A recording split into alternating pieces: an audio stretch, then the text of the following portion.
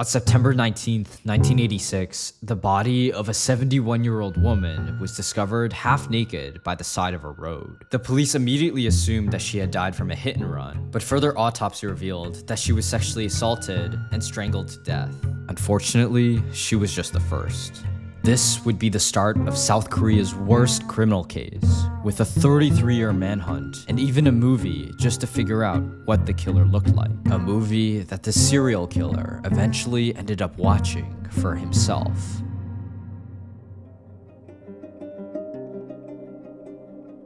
This is Inspector Park. He's one of the 4 main detectives in this movie, and he's currently on his way to the first crime scene. He finds the first body in the fields outside a small Korean town. The naked bound body is in a concrete-covered trench with local children nearby. Inspector Park doesn't know it yet, but this will be the most grueling, intense, and emotionally exhausting investigation of his life. And almost immediately after he reviews a line of suspects for the first murder, a second victim is reported in a rice field. The crime scene isn't roped off. The forensics team arrives late, with civilians, reporters, and even children standing next to the dead body. And then to make matters worse, a tractor runs over an important piece of evidence.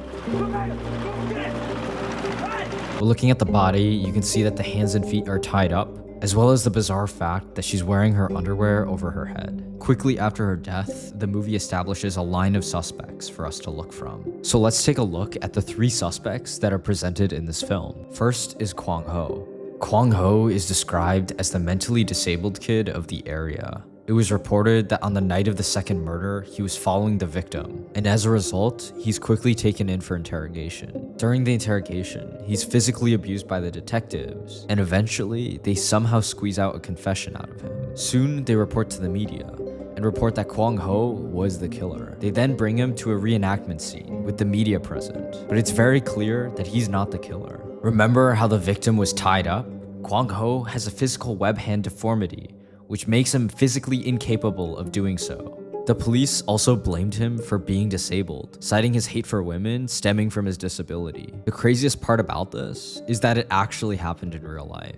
This is the real-life innocent man who was convicted in 1989 at age 22. He served 20 years in prison and was tortured into confessing after the 8th murder. The police had tortured him for hours, preventing him from sleeping and eating. And the worst part is that they blamed him because he was disabled. From a young age, Yoon Seung-yeol had polio. His mother had died in a car accident in middle school, and his father was a gambling addict. He didn't come from an educated background, so he didn't know how to fight back against the police. Fortunately, 20 years later when the killer was discovered, Yoon was exonerated the year after. And his story is even repeated in the second suspect. Let's talk about Jo Byung-sun. At this point, the police already had 3 murders on their hands, and unfortunately, it was time for a 4th. A woman who was supposed to be meeting her husband by the factory was chased down and met the same fate as the first 2 victims. And again, as history repeats itself, the crime scene is littered with incompetent people. At this point, the police officers still have nothing.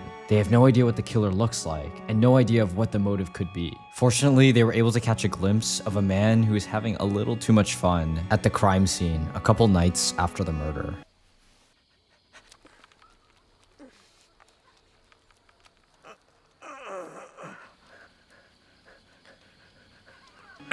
Now, while the innocent man wasn't an actual gooner, similar to the innocent man, the second suspect was tortured into giving a confession. He's held for so many miserable nights that at this point, confessing is the only way out. In the movie, we also see protesters outside the police station protesting against his torture, which is representative of the actual political climate in Korea in the 80s.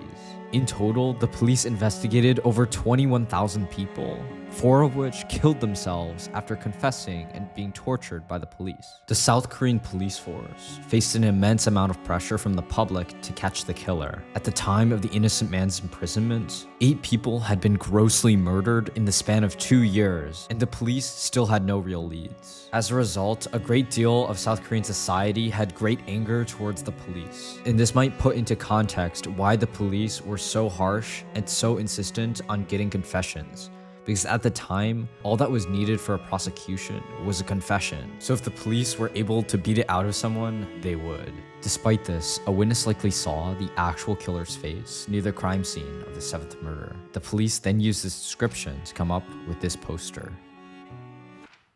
Wait, hold on, wait, okay, fuck. Wait, no, not that one. Where is it? Oh, that's Michael. Oh, here, okay. This is the poster that they used. And they asked the public if they had any information regarding the crime, or if they saw the man that you're about to see in a moment. They reported that he was between the ages of 24 and 27, around 165 to 170 centimeters, and possessing these key traits on his hands. And after everything, this is what they came up with. This is what he looks like, which honestly, I think is so bad. Like who actually, that could be anyone. That could be like half the people in this movie. I don't. The third suspect in this film is Park Hyung-gu, who is an educated factory worker and a former soldier. If you look closely, you'll notice that he's made to look different from everyone else in this movie. If you compare the youngness of his face, the difference in his clothing, and the fact that he looks like he doesn't belong in the rural countryside. This was all made intentional by Bong Joon Ho, and it's all used as another device to change the way you think about the character. But let's look at the other facts that make him so suspicious.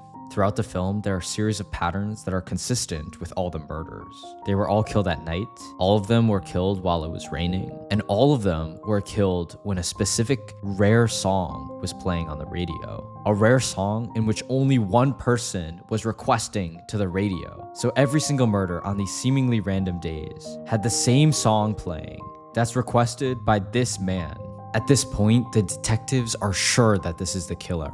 But the thing is, requesting a specific song on a radio is not enough grounds to prosecute. And when he doesn't let up, they have to resort to DNA evidence. But South Korea doesn't have this technology yet, so they'll have to wait and let him go while they wait for the results. Yet somewhat predictably, during the wait, another person dies, and it's a middle school girl. At the same time, the results are finally back, and it's revealed that it's not a match. But the police have nothing. This is the best that they got. I mean, every single murder was correlated with the song, and this was the guy who requested the song. But since the DNA is not a match, they're forced to let him go, and the police are left with what they started with, absolutely nothing. All of the long nights of chasing suspects, all of the false leads that they followed, and exhaustive indexing of all the men in the region. This was their guy, but at the same time, they couldn't prove it. This will cause the investigators to stop at a complete dead end, much like real life. The murders weren't even solved when the movie was released in 2003, and explains the famous final shot of the movie, where Inspector Park breaks the fourth wall and is looking directly at the killer's face. Because Bong knew the killer could still be out there and watching the movie, but he was watching. Let's talk about the actual killer and how he was caught. Near the end of 2019, almost exactly 33 years after the first murder, modern DNA analysis identified this man as the actual killer. The DNA was analyzed from the underwear of one of the victims that matched with his. At the time he was identified, he was already serving a life sentence in a prison in Busan for the rape and murder of his sister-in-law. When he was interrogated, he initially denied the allegations for over a week. So the police, instead of using their aggressive tactics like the 80s, brought in a young female investigator so he'd be open. Over 9 rounds of interrogation later, he finally confessed when he was confronted with irrefutable DNA evidence from the 5th, the 7th, and the 9th murders. And to double confirm, the police had him reveal details about the crimes, and he perfectly described parts of the crime scenes and positions of the victims' bodies that weren't revealed publicly. And so this is what he would have looked like during the murders, and this is what he looks like today. So now you finally found me. I was surprised I wasn't caught earlier. I knew this day would come. I am the real killer. But what's even more crazy is that he admitted to over 30 other sexual assaults, which makes the total 45 victims for this one person. And to call him a person is almost too much of a compliment. He reported that he saw Memories of Murder, the film about his killings, in prison. A film which showed the intense detriment that he had on people's lives. All the innocent people whose lives changed forever. The pain of the families of the victims that he harmed. And his reaction to witnessing all of this? I felt nothing.